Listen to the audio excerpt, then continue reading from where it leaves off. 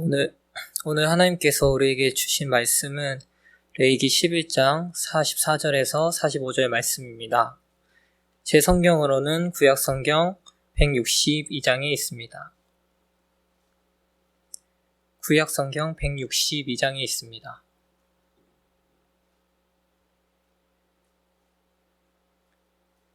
네, 다 찾으신 줄 알고 제가 봉독하겠습니다. 나는 여호와 너희의 하나님이라. 내가 거룩하니 너희도 몸을 구별하여 거룩하게 하고 땅에 기는 길짐승으로 말미암아 스스로 더럽히지 말라. 나는 너희의 하나님이 되려고 너희를 애굽 땅에서 인도하여 낸 여호와라. 내가 거룩하니 너희도 거룩할지어다. 아멘. 주님의 말씀입니다. 예전에 어떤 집사님의 어떤 황당한 한국에서 신앙생활 하시는 나름대로 열심히 하려고 하는 그런 어떤 집사님의 얘기를 직접 들은 적이 있는데요. 그 한국의 교회를 출석하시는데 출석하시는 교회는 좀 거리가 멀어가지고 새벽 기도회를 가까운 교회 이렇게 다녀서 이제 기도하는 중에 너무 간절한 기도 제목이 있어가지고 진짜 울부짖으면서 기도했다고 합니다. 그래서 너무너무 간절하게 기도를 했는데 기도 중에 어떤 분이 옆에 와서 여기를 톡톡 치면서 이렇게 얘기했다고 합니다. 거룩한 교회에서 이러시면 안 됩니다. 나중에 알고 봤더니 이분은 이 교회 장로님이셨고요. 그리고 이 교회는 되게 보수적인 어떤 그런 배경의 그런 교회였다고 합니다. 인간적인 측면에서 이 장로님께서 그렇게 말씀하신 건 어느 정도는 이해는 됩니다. 교회 분위기라는 것이 있고 그렇기 때문에 그럴 수도 있죠. 근데 이 집사님은 너무 이 말에 충격을 받고 한동안 신앙생활 하는데 교회 생활 하는데 힘들었다고 이런 얘기를 이제 지난 시간이니까 지금은 이제 또 신앙생활 잘 하고 계시고요. 그랬다고 합니다. 제가 예전부터 저희 교회 분위기를 좀 바꿔보려고 박수 치는 거를 이렇게 정박 말고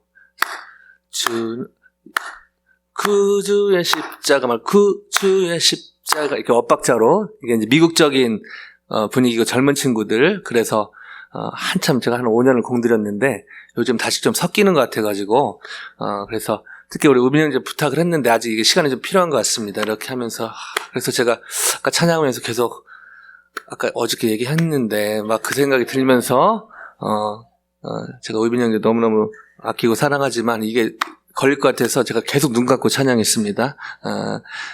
여러분 교회에서 정박으로 쳐야 될까요? 엇박으로 쳐야 될까요? 아무 상관없습니다. 아무 상관없고요. 우리 또 기존에 우리 어르신분들은 예전에 부흥의 스타일이 있어가지고 엇박이든 정박이든 두 개 치면 둘 다 치는 거거든요. 편할 대로 이렇게 하시면 되고 여러분 정박으로 치든 엇박으로 치든 계속 치든 상관없습니다. 편하게 하시고요. 그냥 이제 같이 하면 좀 유니티가 있어서 그렇게 제안 드린 건데 아무 상관없습니다. 여러분 아까 그 장로님은 저희 교회 우리 박 장로님, 최 장로님하고 너무 다른 분인 것 같습니다. 그렇다고 그 말씀하신 장로님을 제가 이렇게 막 지적하려고 하는 얘기는 아니고요. 나름대로 어떤 한국적인 교회 또 그 교회 오래 다니면서 분위기가 있어서 그렇게 말씀하시지 않나 그런 인간적인 이해도 해봅니다. 근데요, 한번 질문을 던져보길 원합니다. 교회에서 부르짖으며 기도하면 안 되나요? 아니면 조용히 기도하는 게 거룩한 것인가요?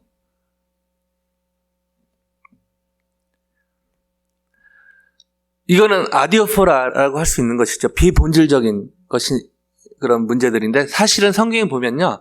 또 많은 교회들이 힘든 시간을 보내는 그 안을 뚫고 보면 어떤 본질적인 것보다는 이 비본질적인 것 때문에 교회가 힘들어지는 경우를 많이 보게 됩니다. 이런 관점에서요, 하나님이 계시하신 하나님으로 아는 것이 너무나 중요하다는 생각을 다시 해보게 됩니다. 계속해서 3주간 예전에도 2년 전 했었지만 조금 다른 각도로 말씀을 보고 있는데요. 하나님이 계시하신 하나님으로 아는 것 너무너무 중요하죠. 그러나 저희가 말은 그렇게 안 하지만 저희 신앙생활을 하다 보면 성경이 말하는 하나님하고 저희가 믿고 있는 하나님이고 가끔 다를 때도 있다는 것이죠. 성경에 보면 하나님께서 3번 나는 누구다라고 계시를 하셨는데 첫 번째가 바로 엘샤다이. 능력이 많은 분이 아니라 못하는 일이 하나도 없으신, 특별히 하나님의 백성들의 필요에 관해서 풍성하시고 거기에 어떤 그치시는 것이 아니라 못한 일이 하나도 없으신, 아낌없이 주는 나무처럼. 그러나 아낌없는 나무는 언젠가 사라지지 않습니까? 하나님은 나는 그런 하나님이 아니다. 엘샤다이, 전능한 하나님. Nothing is impossible with God. 제가 믿는 하나님, 성경의 하나님은 바로 엘샤다이, 전능하신 하나님이십니다. 아멘요?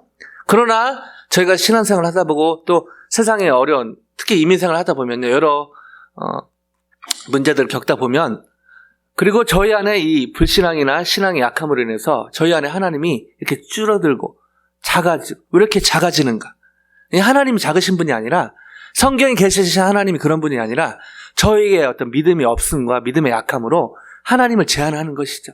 하나님은 엘샤다이, 지금도 하나님은 엘샤다이, 전능하신 하나님, 능력이 많으신 하나님이 아니라 하나님의 백성들의 필요를 채우는 일에 풍성하신, 전능하신, 불가능이 없으신 엘샤다이 하나님이십니다. 아멘요? 이게 첫 번째 하나님이 인류에게 계시하신 그런 하나님이고요. 두 번째는 지난 시간에 했지만요, 여호와 하나님. 다시 복습하면 시간이 길지만요, 두 번째 이걸 여호와를 읽을지 야훼로 읽을지 여러 신학자들 얘기하지만 뭘 그것도 연구하는 게 필요하지만 더 중요한 것은 왜 하나님이 저호바로 당신을 계시하셨는가. 그 시점이 아주 기가 막힌 것이죠. 엘샤다이는 어떤 아브라함이 되는, 사라가 되는, 거기에서 어떤 믿음의 한계를 겪는 상황에서 하나님이 이렇게 어떤 약속을 하나님에 대해서 이렇게 내가 누구다를 계시하시는 그것이 강하고요. 이 여호와는 출애굽해서 이렇게 하는 과정에 하나님이 약속을 성취하시는 하나님. 약속하시고 I am who I am. 나는 여호와라. 나는 스스로 존재하는, 지극히 지존자라고 할 수 있죠. 다른 어떤 신과 비교할 수 없는, 특별히 하나님 약속에 신실하신, 말한 것을 시건치 아니하시는 하나님. 저희가 말하고 나서 바꿀 때가 얼마나 많습니까? 심지어 일부러 어떤 사람들과 약속할 때 이걸 반드시 깨야지, 그렇게 해서 약속하지 않지 않습니까? 약속을 지키려고 하지만 저희 연약함으로 인해서 또 그 약속을 지키지 못할 때가 많지만 하나님은 그런 하나님이 아니라고 당신을 계시하신 것이죠. 자, 오늘 세 번째입니다. 성경에 여러 가지 하나님의 이름들이 있지만, 여러 이름들은요, 누차 말씀드리지만 너무 중요하기 때문에 다시 말씀드리지만, 여호와, 저호와 라파, 저호와 샬롬, 이런 것들은 하나님을 경험하고 나서 사람들이 하나님께 별명을 붙여드린 것이죠. 그 하나님을 찬송하면서요. 그러나 하나님께서 내가 누구다는 딱 3번입니다. 물론 딱 그때만 한 건 아니고 강력하게 얘기하면서 또 나중에도 얘기하지만요, 크게 3번인데요. 오늘 그 3번째 현장으로 가보기로 하는데요, 바로 레위기에 오늘 본문에 나와 있습니다. 참고로 레위기 전체적으로는 아니고 잠깐 빅피처를 볼 필요가 있는데요, 어떤 사건보다는 율법을 중점적으로 다룬 책이죠.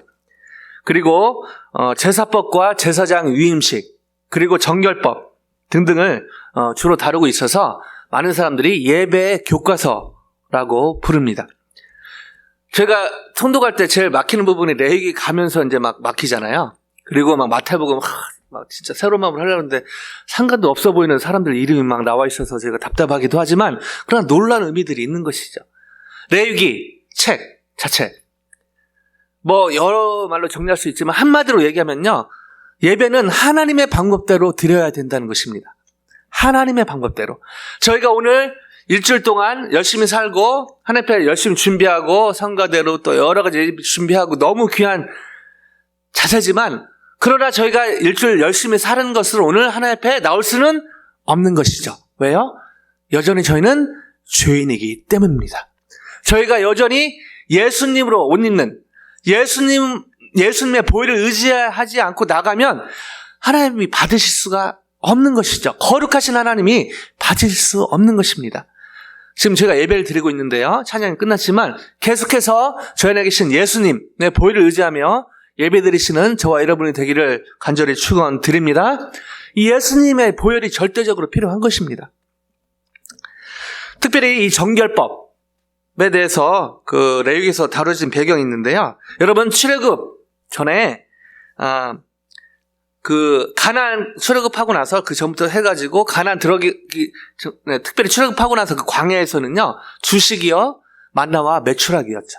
그죠? 하나님이 공급해 주셨습니다. 사실 이것만 묵상해도요 기가 막힙니다. 전능하신 엘샤다이 하나님이 얼마나 대단하신 분인지 이 만나와 메추라기의 공급량만 생각해봐도 어마어마한 것이죠. 자, 근데 이 가나안 그 여호수아 5장 이제 그 여호수아 여리고성 그 앞에서 거기 이제 그런 장면이 나오는데요. 만나가 끊기죠. 이 가나안 땅에 가서는 땅에 이제 소출 직접 이렇게 일해서 양식을 구하는 그런 체제로 바뀝니다. 그런 방법으로 바뀌는데요. 그때 하나님은 이것저것 무분별하게 먹는 것을 금하신 것이죠. 왜냐하면 하나님도 거룩하시고 이스라엘 백성도 하나님 닮아서 거룩하게 원하셨기 때문입니다. 자, 이런 상황에서 그 관련돼서 마치 자녀에게 불량품을 자녀가 막 달라고 하는데 여러분 우리 자식들이 달라고 하는 그 음식의 공통점은 대부분 불량품 아닙니까? 그리고 불량품의 특징은 대부분 또 맛있습니다. 그래서 이렇게 분별하기가 쉽지가 않은 것이죠. 이런 것과 비슷한 느낌인데요. 자, 그러시면서 하나님을 세 번째로 이렇게 계시하십니다. 오늘의 본문으로 가볼까요? 레위기 11장 44절 같이 한번 읽어 보겠습니다. 시작. 나는 여호와 너희의 하나님이라. 내가 거룩하니 너희도 몸을 구별하여 거룩하게 하고 땅에 기는 길짐승으로 말미암아 스스로 더럽히지 말라. 아멘. 여기서요 오늘 제목도 설교 제목 그렇게 잡았는데 카도시, 나는 I am holy God, 나는 거룩한 하나님이다라고 세 번째 하나님께서 하나님을 계시하십니다. 참고로 여기에서 거룩하다는 그 히브리어는 코데시라는 단어인데요, 분리하다, 구분하다라는 의미가 있습니다. 즉 속되고 부정적인 것에서 이렇게 벗어나서 정결케 할 것을 하나님이 요구한 것이죠. 그러면서 그것을 요구하면서 뒤에 44절 뒤에 너희도 몸을 구별하여 거룩하게 하고 땅의 길짐승으로 말미암아 스스로 더럽히지 말라. 계속해서 말씀하시죠. 하나님께서 거룩하시기 때문에 하나님의 백성들도 거룩할 것을, 특별히 그 한 부분으로 음식도 마찬가지 그렇게 할 것을 그렇게 얘기한 것입니다. 이어서 한 번 더 같은 표현으로 이렇게 강조하시는데요. 45절 같이 한번 읽어보십니다. 시작. 나는 너희의 하나님이 되려고 너희를 애굽 땅에서 인도하여 낸 여호와라. 내가 거룩하니 너희도 거룩할지어다. 아멘. 하나님께서 이스라엘 백성들을 출애굽시키신 이유, 구원하신 이유는 하나님께서 이스라엘 백성들에게 거룩한 하나님, 그 백성들의 하나님이 되시기 위함이라는 그런 목적을 다시 한번 상기시키십니다. 그러나 그게 너무나 중요한 이유였지만 그 못지않게 중요한 이유를 뒤에 이렇게 얘기하죠. 내가 거룩하니 너희도 거룩할지니라.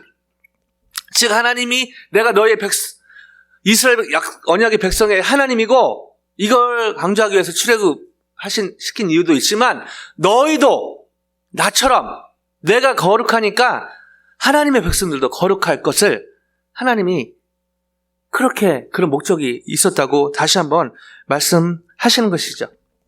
자, 여기서 내가 거룩하니 너희도 거룩할지니라. 자, 이 말씀을 우리가 좀 유념해야 될 필요가 있는데요. 하나님이 어떤 현장에서 어떤 배경에서 이 말씀을 하셨는가? 하나님이 출애굽했지만 여전히 이스라엘 백성들이, 하나님의 백성들이 활동해야 되는 무대는 광야와 가나안이었습니다. 한마디로 죽어서 갈 천당이 아니라 바로 애굽은 어떻게 보면은 세상이 주인되는, 세상 권력이 주인되는 그런 세상이고요. 광야는 출애굽했지만은 하나님의 백성이 되었지만 하나님의 출애굽의 구원의 역사를 경험했지만 광야는 이 주인이 바뀌는 것이죠. 비슷합니다. 배경은 똑같습니다. 세상인데요. 내가 주인인 세상. 이게 어떻게 보면 광야라고 정리할 수 있는 것이죠. 그리고 가나안은요. 자, 공통 분모는 뭡니까? 공통적인 것은 세상입니다. 세상. 그리고 가나안에서는 주인이 바뀌는 것이죠. 주인의 이스라엘 백성들 중심에 하나님이 주인 되는 그런 것들을 상징한다고 볼 수가 있습니다. 애굽이요, 광야요, 가나안이요. 다 주인의 누군지는 다른데요. 공통적인 게 있죠. 뭐죠? 세상입니다. 세상. 저희가 살고 있는 세상. 자, 여기서 이런 것들을 유념해 두고 오늘 말씀을 다시 한번 보기 원하는데요.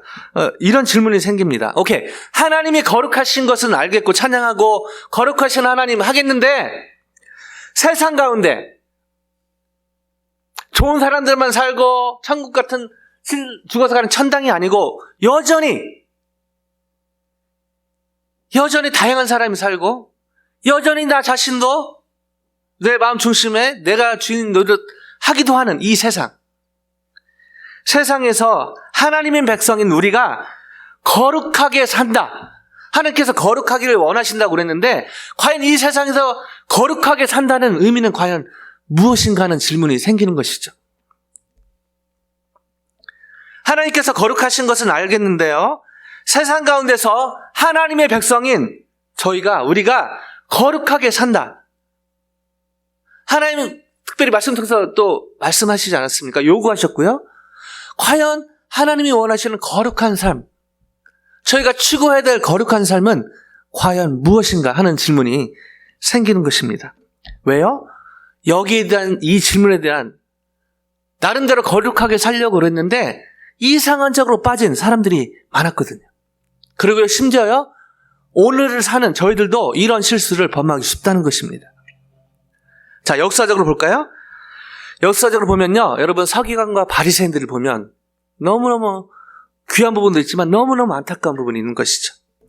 여러분 바리새인들은요, 하나님의 말씀에 높은 권위를 뒀습니다. 오늘 같이 찬양했죠? 하나님의 말씀에 목숨을 거는 또 너무너무 귀한 자세죠. 사실은 역사를 보면 하나님의 말씀에 땅이 떨어진 적도 있었거든요. 하나님의 말씀에 권위가 없어서가 아니라 사람들이 무시한 것이죠.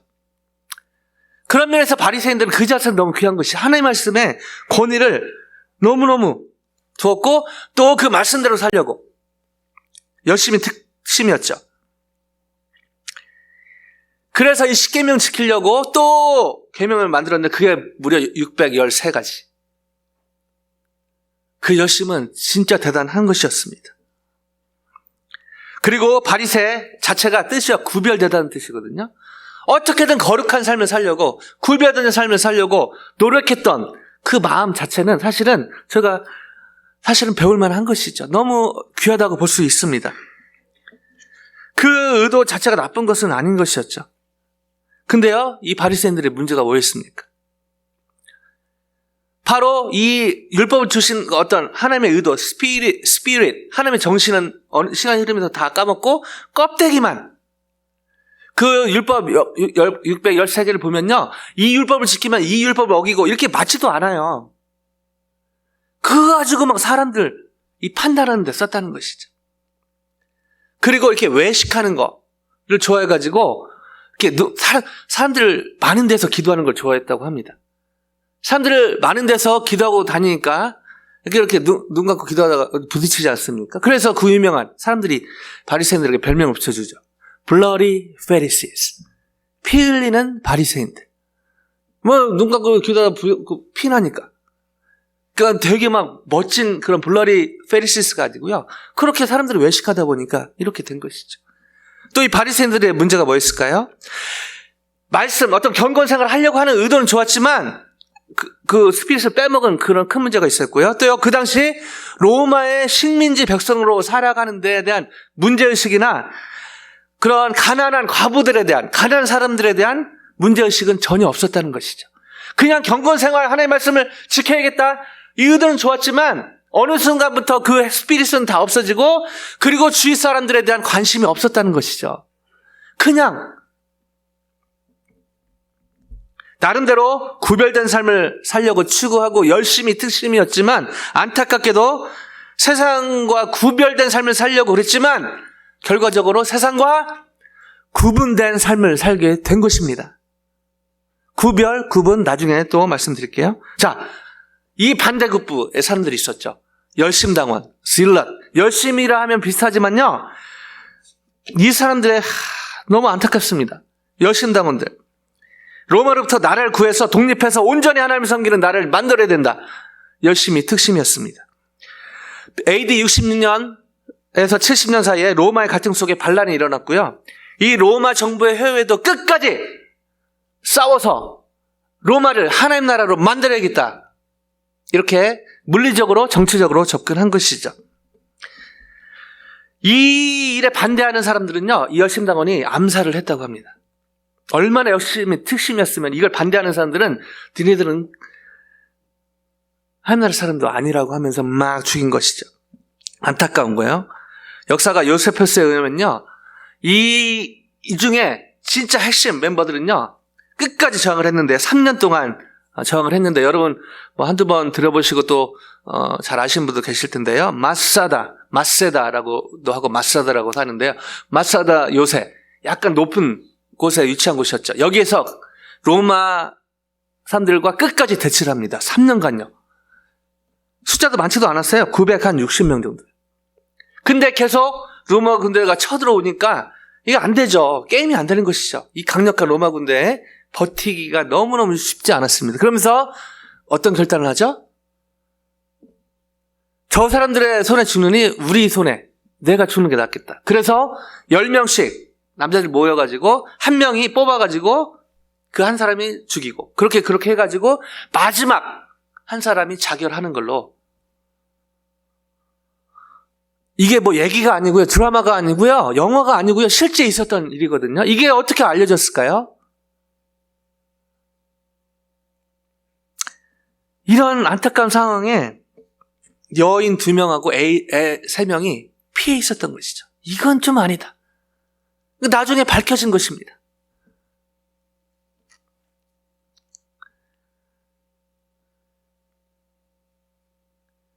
이 열심당원들은 단순히 율법적으로만 구별된 어떤 경건 생활을 하는 것으로 충분하지 않았다고, 그것보다는 이 직접적으로 물리적으로 하나님 나라를 회복해야 된다고 그렇게 주장한 것이고, 실제로 그렇게 마사다 요새에서 끝까지 버틴 사람들도 있었다는 안타까운 얘기가 아니라 실제 역사하는 것이죠. 자, 이 두 집단, 바리새인들과 열심당원들, 나름대로 종교적으로 신앙적으로 열심히 했던 사람들이었습니다. 나름대로 거룩하려고 무진장 애를 썼던 사람입니다. 여러분, 어떤 면에서는요, 이 노력한 건 저희가 배워야 되죠. 여기에 대해서 아예 무관심한 사람도 있잖아요. 무관심한 그런 교회 다니는 사람들도 적지 않지 않습니까? 근데 안타깝게도 바리새인들은 세상과 사람들의 어떤 고통과 아픔에 대해서 철저히 외면하는 방식으로 이 거룩한 삶을 추구했고요. 열심당원들은 세상의 문제를 직접 해결하기 위해서 물리적으로 접근하는 방법을 택한 것입니다. 오늘날 표현으로 얘기해 볼까요? 한쪽은 개인 경건 중심으로, 다른 한쪽은 사회 변혁 중심으로. 좀 더 어떤 세상적인 말로 해볼까요? 어떻게 보면 한쪽은 보수신앙으로, 보수적인 어떤 신앙으로, 어떤 쪽은 진보적인 신앙으로 지금도 이 잔재는 존재하고 있다는 것입니다. 여기서 직전의 질문을 다시 한번 생각해 보길 원합니다. 하나님께서 거룩한 것은 알려주시고 사실 동의가 되는데요. 세상 가운데서 하나님의 백성인 우리가 거룩하게 산다는 것은 과연 어떤 삶일까요? 하나님의 말씀을 귀하게 여기고 거기에 목숨 걸고, 이게 잘못된 건 아니지 않습니까? 그리고 세상 어떤 돌아가는 것에 관심 갖는 거, 이것도 잘못된 것은 아니지 않습니까? 그런데 이 양극단의 사람들은 안타깝게도 시작은 그렇게 했지만 안타까운 결말을 갖게 된 것이죠. 그리고 수천 년이 흐른 지금의 저희에게도 이런 영향들이 곳곳에 새겨져 있다는 것입니다. 하나님께서 거룩하신데 그 동의하고 당연히 저희가 그렇게 찬양하는데 세상 가운데서 사는 하나님 백성인 저희는 어떻게 하나님이 거룩하라, 너희도 거룩하라 했는데 이렇게 사는 게 거룩한 걸까요? 이렇게 사는 게 거룩한 걸까요? 역사를 보면 또 너무 헷갈립니다. 그리고 지금도 사실은 이렇게 보수시라는 이름으로, 진보시라는 이름으로 나름대로 색깔을 진하게 내면서 열심히 하는 사람들 때문에 사실 기독교가 개독교로 욕먹고 더 나아가 세상을 선도해야 될 교회가 오히려 세상의 염려거리가 되는 그런 현실을 저희가 맞이하고 있다는 게 너무너무 안타까운 일이죠. 저는 감사하게도 예수님의 삶과 사역을 통해 여기에 대한 해결책을, 오늘의 질문에 대한 답을 찾게 됩니다. 마태복음 한번 가볼까요? 여러 곳이 있는데요. 여기 정리가 잘 되어 있습니다. 마태복음 22장 34절로 40절, 저희가 34절로 40절인데요. 저기 스크린도 있고요. 또 성경 있으시면 찾으시면 좋겠습니다. 마태복음 22장 34절로 40절 교독 한번 해볼게요. 제가 한 절, 성도님들이 한 절요. 제가부터 읽을게요. 예수께서 사두개인들로 대답할 수 없게 하셨다함을 바리새인들이 듣고 모였는데 그 중에 한 율법사가 예수를 시험하여 묻되 선생님, 율법 중에서 어느 계명이 크니까? 예수께서 이르시되 내 마음을 다하고 목숨을 다하고 뜻을 다하여 주 너의 하나님을 사랑하라 하셨으니 이것이 크고 첫째 되는 계명이요. 둘째도 그와 같으니 내 이웃을 내 자신같이 사랑하라 하셨으니 40절 같이 보십니다. 이 두 계명이 온 율법과 선지자의 강령이니라. 예수님은 이 바리새인들에게, 사두개인과 또 바리새인들에게, 모인 바리새인들에게 여러 가지 율법주의에 빠져있던 바리새인들에게 율법의 정신에 대해서 다시 한번 상기시키십니다. 바로 두 계명. 하나가 높고 하나 낮은 게 아니라 순차적이 똑같이 중요한 것이죠. 십자가에 둘 다 중요하듯이요. 오늘 그 마태복음 22장을 정리하면 어떻게 되죠? 하나님을 사랑하고 이웃을 사랑하랍니다. 이렇게 말씀하신 게 아니고 예수님 어떻게 사셨죠? 여러 사역을 하셨지만 예수님의 삶의 중요한 부분이 뭐였죠? 세리와 창기들 같은, 우리 강창기 군은 그 다른 저기가 좀 귀한 노래 잘하는 그 창기 말고요. 이 성경에서 이 백그라운드에 말하는 이런 이쪽에 그 당시 소외되고 그 당시 더 세상적으로도 죄인이라고 여겨진 사람들에게 예수님은요 일부러 찾아가셨습니다.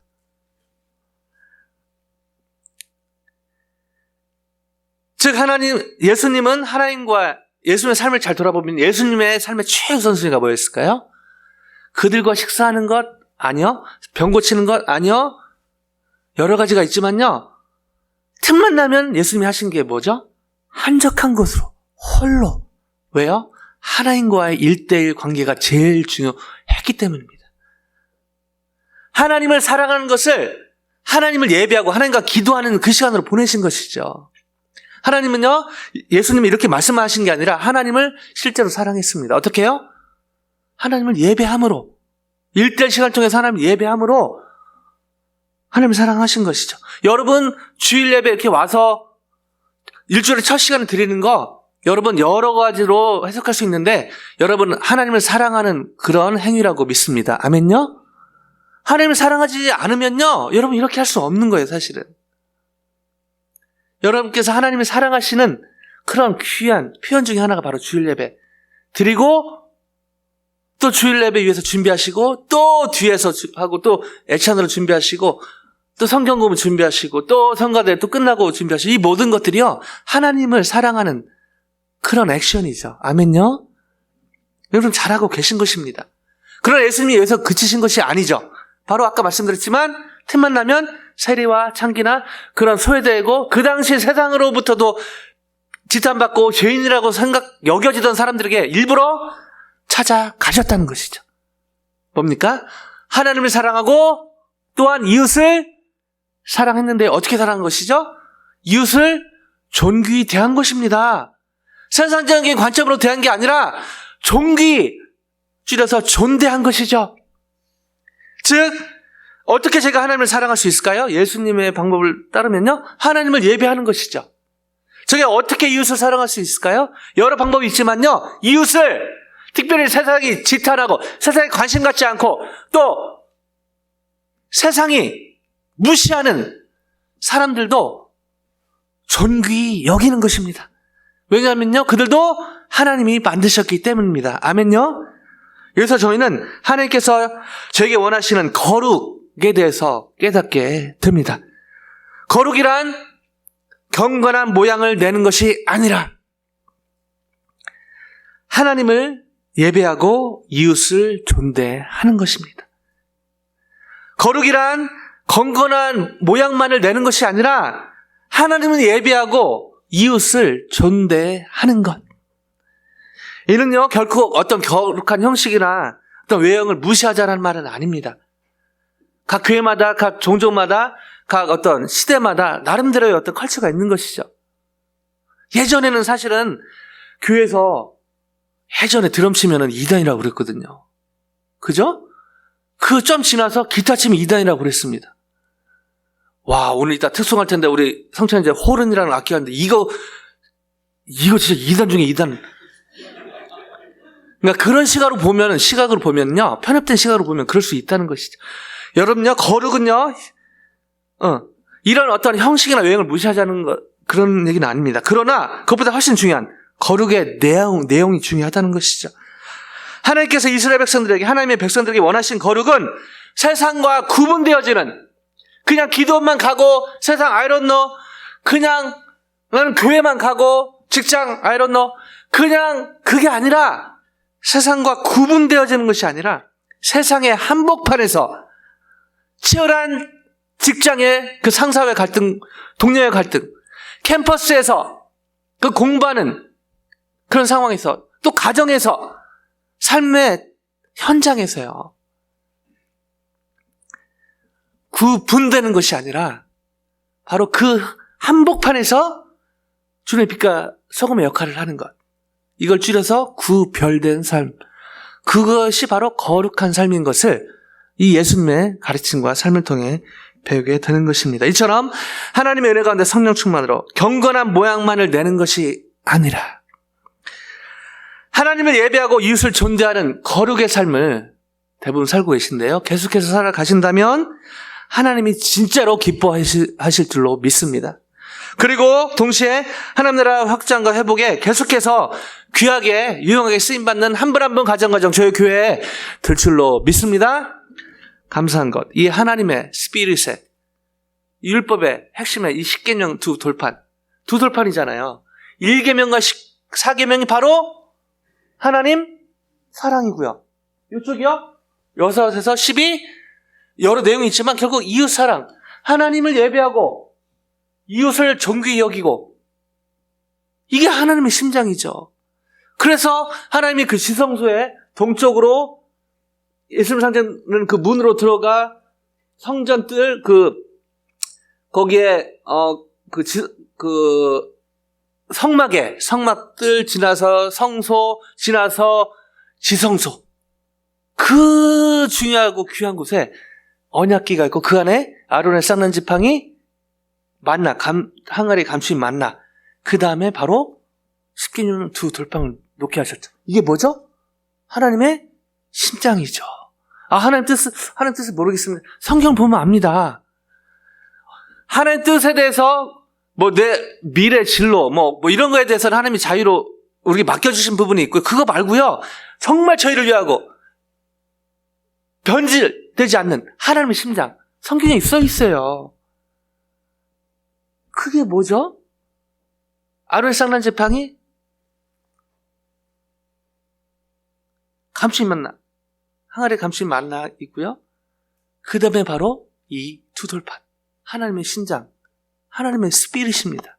하나님을 사랑하고 이웃을 사랑하고, 하나님을 예배하고 이웃을 존대하고. 감사하게도 역사적으로 이런 삶을 살았던 완벽한 사람은 아니지만 너무너무 귀한 분들이 계시죠. 그 중에 제가 저희 교회와 함께 기도하면서 제가 캠퍼스, 또 젊이들 사역하는 모티베이션. 그래서 제가 여기 2세도 아니고 나이도 들어가는데 왜 이 캠퍼스 사역을 계속 하는가 물어보신다면 저는 두 단어로 얘기할 수 있을 것 같습니다. Wounded healer. 상처 입은 치유자. 왜냐면요, wounded killer가 너무너무 많아요. 여러분 아시죠? 상처받은 사람, 그 상처가 치유되지 않으면 더 이상한 형태로 사람들을 죽이게 되는 것이죠. 실제로 역사적으로 죽인 사람들도 있고요. 여러분, 실제로 독재자들 히스토리 배경 연구해보면 가정적으로 또 여러 배경에서 상처받은 일이 다 있었다는 것이죠. 그게 주님 안에 치유되지 않을 때 실제로 다른 사람들 수없이 죽이는 독재자가 되는 역사의 증거들을 저희는 알고 있습니다. 여러분, 사람만 죽이나요? 여러분, 말로 사람 죽이는 경우가 얼마나 많습니까?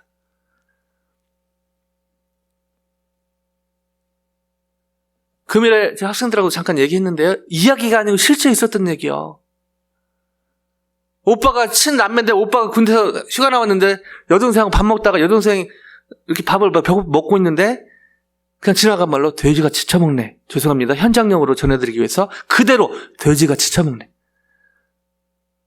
근데요, 그러고 나서 이 오빠는 군대 가고요. 다시 돌아가고 휴가 복귀하고요. 이 여동생은 뭐 그렇게 팻한 친구는 아니었는데 그 말이 계속 이렇게 묵상이 됐다고 합니다. 그러면서 거식증이 이끌린 거죠. 계속 먹고. 그러다가 안타깝게 자살을 하게 됩니다. 여러분, 말 한마디가요, 사람을 살리기도 하고요, 죽이기도 하는 것이죠. 특별히 wounded healer. 이거 안 될 때 wounded killer. 특히 이민사회, 이민생활 하면서 여러 가지 생각지도 못한 상처 입은 그런 젊은이들이 너무 많은 것이죠. 겉으로는 멀쩡하지만요, 그런 상처 입은 친구들이 너무 많은 것이죠. 물론 젊은이들만 그런 건 아니죠. 이민생활을 수십 년 하신 우리 젊은이들, 권사님들, 우리 집사님들 말할 것도 없이 여러 가지 또 그런 상처들이 있으신 걸 제가 압니다. 다시 한번 말씀드리지만 저를 비롯한 혹시 목회자들로 인해 어떤 행동과 부족한 또 언변이나 이런 걸로 인해 상처받은 분들, 혹시나 여전히 그게 작동하고 계신 분들이 계시다면 제가 모든 목회자 대표라서 그런 게 아니라 제가 대신 사과드립니다. 용서해 주십시오. 그분들을 위해서라기보다 사실 성도님들을 위해서 그런 거지. 왜 아시죠? 용서하지 못하면요, 자유하지 못하기 때문입니다. 주님의 이름으로, 성령의 도우심으로. 기존 성도님들뿐 아니라 우리 젊은 친구들도 마찬가지. 어떤 목회자나 뿐 아니라 어떤 교회 어떤 직분자나 어떤 리더나 그런 분들의 어떤 잘못된 행동이나 언어 때문에 저를 포함해서 상처받은 분이 계시다면 제가 용서를 구합니다.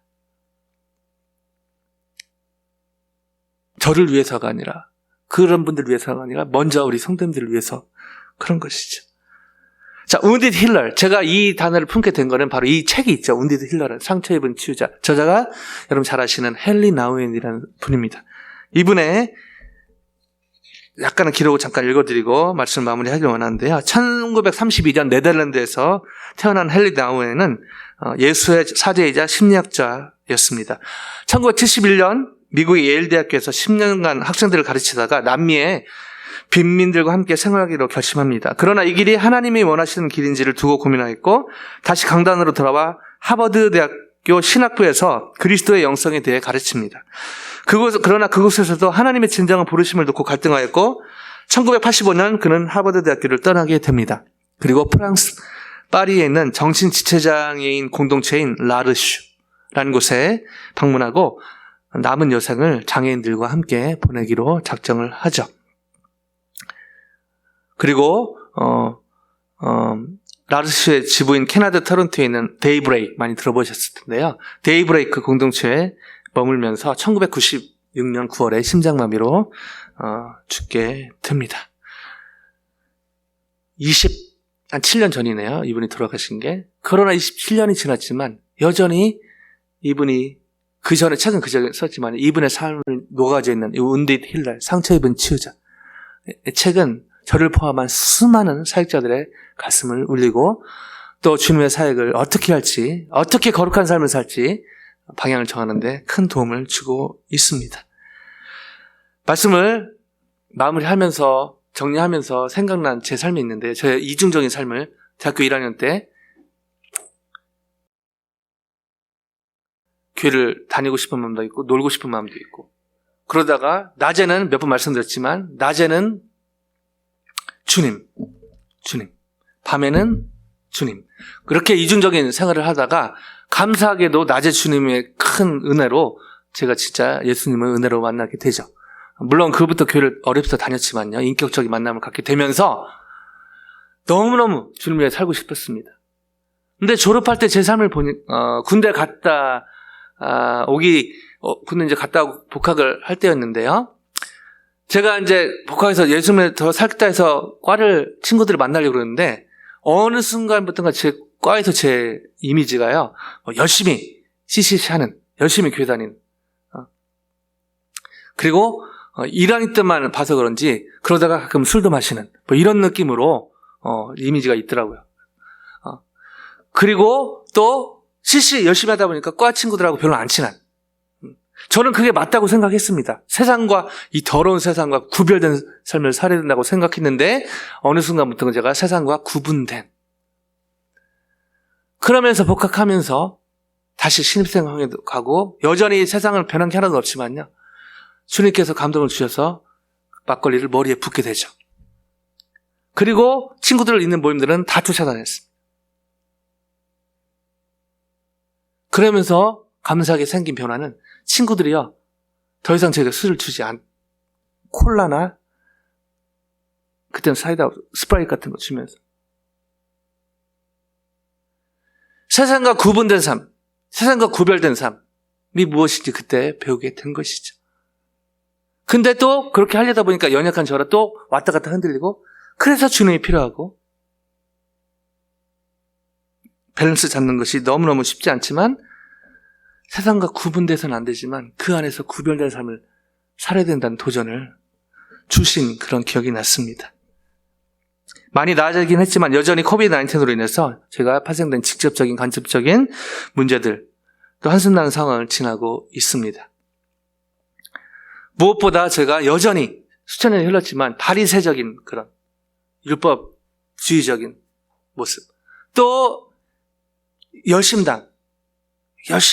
하지만 세상의 한복판에 가서 세상에 관심을 갖는 것 같지만 세상적인 방법으로, 물리적으로 또 해결하려는 그런 사람들이, 교회되는 사람들이 여전히 있는 상황 가운데서도 하나님의 은혜가 성령 충만으로 경건한 모양을 내는 것이 아니라 하나님을 예배하고 이웃을 존대하는 거룩한 삶을 살아감으로 하나님의 기뻐하시고 하나님의 거룩함을 닮아가며 계속해서 하나님께 하나님이 마음껏 쓰시는 그런 유용한 그릇으로 드려지는 한 분 한 분 가정 저희 교회 되기를 주님의 이름으로 간절히 축원드립니다.